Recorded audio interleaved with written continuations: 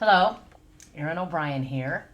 It's the day after Halloween, and I am reporting on some of the delightful goodies my 9-year-old daughter brought home from her Beggar's Eve out with her friends. Okay, going to start off with a chocolate ear. Next we have one of my favorites, an eyeball.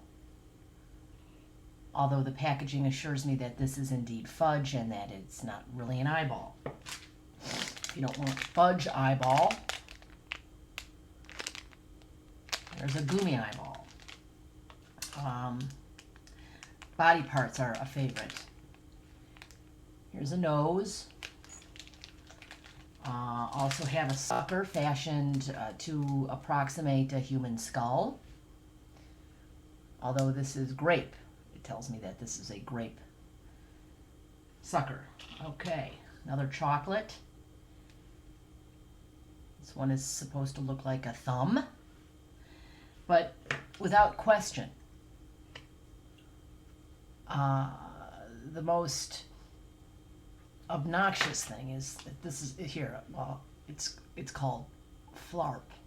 It's noise putty, and what you do, it kind of smells like banana Laffy Taffy. And you open this up and you keep it in there, and then you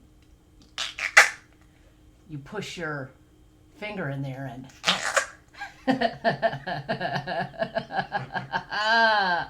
it makes these charming sound effects. Oh, yeah. And need I tell you that this is perhaps one of my daughter's favorite items from her treat bag. So isn't that charming?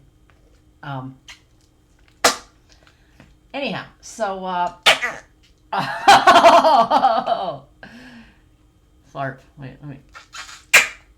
It's kind of satisfying. Well then, in the meantime, I have eaten my weight in these Reese's Sticks. I advise you to stay far from away from those because they are addictive and you can't stop once you start. Well then, happy Halloween. I guess I'm off to breakfast and flarp noise making.